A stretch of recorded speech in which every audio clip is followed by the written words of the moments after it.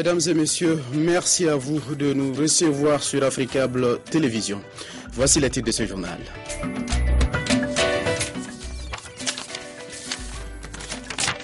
L'ancien président sud-africain Nelson Mandela, de nouveau hospitalisé en raison d'une infection pulmonaire. Selon un communiqué, l'ex-chef de l'État a été admis à l'hôpital mercredi soir et reçoit le meilleur traitement médical possible. Actualité au Mali, la ville de Gao vit entre espoir et amertume. Libérée des djihadistes, la cité des Askis attend toujours la visite de hauts responsables politiques de premier plan à quelques mois seulement de l'élection présidentielle. Mesdames et messieurs, bienvenue et merci d'avoir choisi Africable Télévision. L'ancien président sud-africain Nelson Mandela a été de nouveau hospitalisé en raison d'une infection pulmonaire récurrente, a indiqué un porte-parole du gouvernement ce jeudi. Nelson Mandela, âgé de 94 ans, a été admis à l'hôpital mercredi soir et reçoit le meilleur traitement médical possible, précise un communiqué. L'ex-chef de l'État avait été hospitalisé 3 semaines en décembre pour une infection pulmonaire et avait subi une intervention chirurgicale pour retirer des calculs à la vésicule biliaire. Il était retourné brièvement à l'hôpital début mars pour des examens de routine. Je l'annonçais en titre, au Mali, les opérations contre les islamistes se poursuivent dans le nord-est du pays.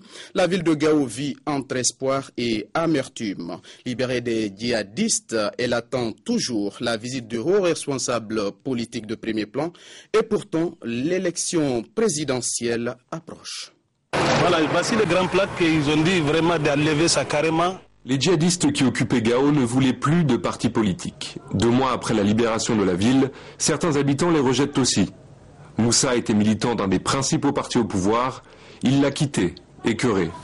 Depuis, nous sommes sous occupation. Nous n'avons jamais vu un seul parti politique venir ici à Gao. Il faut les balayer tous et prendre de jeunes qui aujourd'hui sont capables vraiment de relancer la politique au Mali. La communauté internationale insiste pour que l'élection présidentielle ait bien lieu en juillet, comme l'a annoncé le gouvernement malien. À Bamako, les candidats sonnent déjà le début de la campagne, mais à plus de 1000 km de la capitale, Gao, appauvri, vit toujours sous la menace djihadiste. Pendant des mois, les patrouilleurs ont résisté pacifiquement aux groupes armés. Ils n'apprécient pas cet empressement électoral. Nous sommes privés de tout. Même les produits de première nécessité n'existent pas ici à Gao. Comment est-ce qu'on peut nous demander d'aller voter? Voter pour qui? Pourquoi? Pour avoir quoi? Nous avons compris que nous ne représentons rien pour l'État malien, pour la politique malienne. Alors c'est à nous, nous seuls, de prendre notre destin en main et de transformer cette ville-là. Elle s'est tenue ce mardi dans la capitale ivoirienne, la réunion extraordinaire du comité des chefs d'état-major de la CEDEAO. La rencontre vise la mise sur pied d'une opération des Nations Unies adaptée à la situation au Mali, devant renforcer les troupes françaises après la révision de leur mission. À présent, les conclusions de ce rendez-vous. Était à Yamoussoukro pour la réunion extraordinaire du comité des chefs d'état-major de la CEDEAO, les membres des délégations des Nations Unies, de l'Union africaine, des membres du comité des chefs d'état-major de la CEDEAO, des partenaires et du Tchad. Tous ont répondu à l'appel de cette organisation sous-régionale dont l'un des États membres traverse une crise sans précédent de son histoire. La détermination des acteurs a aidé le pays à sortir de l'impasse dénote de l'importance de la menace qui dépasse ses frontières. Il est donc question de la mise sur pied d'une opération des Nations Unies adaptée à la situation au Mali. Nous nous retrouvons pour apprécier la situation et faire des recommandations appropriées afin de garantir un succès certain au passage de la MISMA à une mission des Nations Unies. Tous les intervenants ont remercié les partenaires bilatéraux et multilatéraux qui, par leur appui logistique, ont contribué au déploiement des forces de la MISMA. Avec une telle mobilisation, le Mali retrouvera certainement une paix durable. Actualité en République centrafricaine, Nicolas Tiangay assume, lui, sa reconduction au poste de Premier ministre. Il avait été nommé par le président déchu François Bozizé. Il continuera sa mission malgré le coup de force de la Séléka. Il l'a dit, nous l'écoutons. J'ai été désigné Premier ministre dans le cadre des accords de Libreville. Et c'est ce processus qui se poursuit. Et donc il ne s'agit pas d'une caution à quelque coup d'étoile que ce soit. Il ne s'agit pas de laisser tomber le pays. Je pense que le pays est dans une situation qui est telle qu'il faudrait que tous les Centrafricains se mobilisent pour qu'on ne puisse pas sombrer définitivement dans le chaos. L'ONU doit adopter ce jeudi le renforcement de la MONUSCO en République démocratique du Congo. Le Conseil de sécurité va notamment se prononcer sur la création d'une brigade d'intervention, sorte de force spéciale de l'ONU chargée de combattre les groupes armés. Plusieurs membres du Conseil de sécurité sont encore sceptiques sur l'efficacité de cette brigade, mais après 10 ans d'échec à stabiliser la RDC, l'ONU et les pays africains de la SADC veulent changer de stratégie. Nous poursuivons avec l'actualité aux États-Unis. Barack Obama va s'entretenir ce jeudi avec Macky Sall du Sénégal, Joyce Banda du Malawi, Ernest Bai Koroma de Sierra Leone et José Maria Pereira Noves du Cap-Vert. Des pays avec lesquels Washington estime avoir des valeurs démocratiques et des intérêts communs. Le patron de la Maison-Blanche entend discuter du renforcement des institutions démocratiques à travers la région. Après la signature de 6 conventions entre les dirigeants marocains et gabonais, Ali Bongo offrait quelques heures plus tard au palais présidentiel à Libreville un dîner royal à Mohamed VI. À cette occasion, les deux personnalités se sont félicitées du renforcement des relations entre Rabat et Libreville. Un dîner officiel au cours duquel Sa Majesté Mohamed VI portait l'une des plus hautes distinctions gabonaises, la Grand Croix de l'Ordre national. Une décoration symbole de l'amitié qui lie Rabat et Libreville. Pour le souverain, cette nouvelle visite au Gabon constituera un jalon supplémentaire et significatif dans l'évolution des relations bilatérales. Je suis à cet égard convaincu que sous votre présidence, la Communauté économique et monétaire de l'Afrique centrale, la CEMAC, accomplira en 2013 des avancées notables dans le processus de rapprochement entre les peuples de l'Afrique centrale. Je tiens également à saluer le rôle primordial du Gabon au sein de la communauté économique des États de l'Afrique centrale dont Libreville abrite le siège. Le Maroc, qui partage les valeurs de paix, de sécurité, d'intégration et de développement prônées par ces deux organisations sous-régionales, est pleinement disposé à nouer une relation institutionnalisée avec elle à travers notamment l'attribution au Royaume du statut d'observateur. Le président Ali Bongo a également prononcé une allocution dans laquelle il a réitéré le soutien de son pays à l'intégrité territoriale du Maroc. S'agissant de la question du Sahara marocain, je voudrais réitérer le soutien inconditionnel du Gabon à l'initiative marocaine visant à doter la région du Sahara d'une autonomie élargie dans le cadre de l'intégrité territoriale, de l'unité nationale et de la souveraineté du Royaume du Maroc. Entre Rabat et Libreville, les relations sont exemplaires. Ce n'est donc pas un hasard si le président Ali Bongo a choisi le Royaume du Maroc comme destination de sa première visite officielle à l'étranger en mars 2010. Une destination qui nous conduit également au Burkina Faso où un projet et un décret ont été adoptés. Le premier porte sur un recrutement exceptionnel de 2600 agents de sécurité. Le second verra la création d'un fonds d'assistance judiciaire au sein du ministère de la Justice. Le gouvernement entend ainsi renforcer la lutte contre l'insécurité galopante dans le pays et rendre la justice accessible aux plus démunis.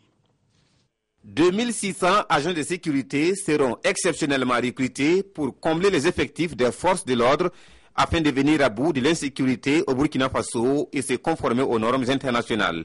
Le projet a été examiné ce matin en Conseil des ministres. La norme internationale, c'est un policier pour 400 habitants, alors qu'au Burkina, nous sommes à un policier pour 2000 habitants. Le gouvernement a décidé donc d'autoriser un accroissement des recrutements et nous aurons 50% de recrutements supplémentaires et surtout dans l'immédiat et pour faire face à la situation difficile de l'insécurité, pour mieux protéger les populations, le gouvernement a décidé de recruter 2600 policiers à raison de 200 par région. Et nous espérons qu'avec cet accroissement des effectifs, nous pourrons assurer donc nos missions régaliennes avec plus de succès. Recrutement exceptionnel en matière du nombre, mais la procédure ne change pas. Ce recrutement se fera selon la réglementation en vigueur.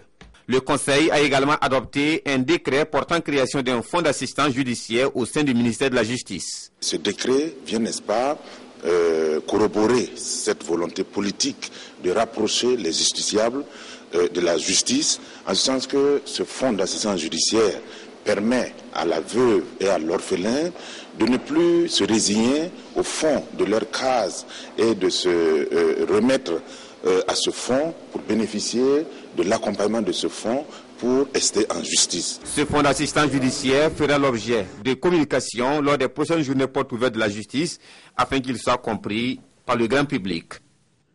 Parlons à présent santé. Le ministre sénégalais de la Santé a effectué hier matin une descente dans les différentes structures de dialyse de la capitale. L'objectif est de constater de visu les décisions prises par l'État, à savoir la gratuité des séances de dialyse et l'installation de matériel plus moderne. C'est pour améliorer la qualité de vie des hémodialysés. La dialyse permet à plus de 15 000 insuffisants rénaux d'avoir une meilleure qualité de vie. Malheureusement, les séances sont lourdes physiquement et financièrement. C'est dans ce cadre que l'État a décidé de rendre les séances d'hémodialyse gratuites, ce qui est effectif depuis le 1er juillet 2012. C'est ainsi que le ministre de la Santé a effectué ce matin une descente sur le terrain. Elle s'est d'abord rendue à l'hôpital d'Antec, puis à Principal pour constater de visu les conditions des malades, puisque récemment, l'État a investi pour des infrastructures et du matériel de qualité. C'était une situation au niveau de l'Antec qui était très difficile et dans les 6 mois, nous avons pu mettre 17 générateurs supplémentaires. Nous avons également revu complètement tout ce qui était approvisionnement en eau et vous avez maintenant des appareils modernes qui sont sur place. Dans le public, de grands efforts ont été faits. L'État souhaite également faciliter l'accès des structures privées aux patients, d'où l'ouverture des négociations avec le secteur privé. L'objectif, c'est qu'à terme, toutes les régions puissent bénéficier d'un centre d'hémodialyse, un vœu qui pourrait se réaliser sous peu, selon le ministre de la Santé. Nous avons aussi un plan de décentralisation qui permettra aux malades qui sont dans les régions d'être pris en charge dans les régions. Donc c'est quelque chose aussi d'important. Je compte me rendre à Tambacounda puisqu'il y aura aussi un centre sur place. Nous allons avoir à Touba, nous aurons au niveau de la Casamance naturelle, donc au niveau de Ziguinchor. Nous allons progressivement mettre des antennes dans toutes les régions. L'ambition du gouvernement est que chaque patient qui souffre d'insuffisance rénale puisse avoir accès gratuitement au traitement et dans les meilleures conditions, et ce, dans les 14 régions. Santé toujours, cette fois-ci en République centrafricaine. Privés d'électricité depuis 4 jours, toujours sans eau, les hôpitaux de Bangui sont dans une situation extrêmement difficile. Alors que les blessés continuent d'affluer, un tour dans le principal hôpital de la capitale centrafricaine où des médecins humanitaires essayent de pallier au plus urgent. Service des urgences à l'hôpital communautaire de Bangui. 72 heures après le coup de force, les patients affluent. La plupart ont été victimes de tirs. Ce civil tout juste admis vient de recevoir une balle perdue. L'hôpital ne dispose que de 6 médecins assistés d'infirmiers. De nombreux patients sont laissés à eux-mêmes.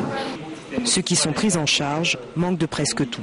Bon, il demande de se faire nettoyer un peu avec de l'eau, mais je lui ai dit que malheureusement on n'a pas de l'eau dans l'hôpital présentement.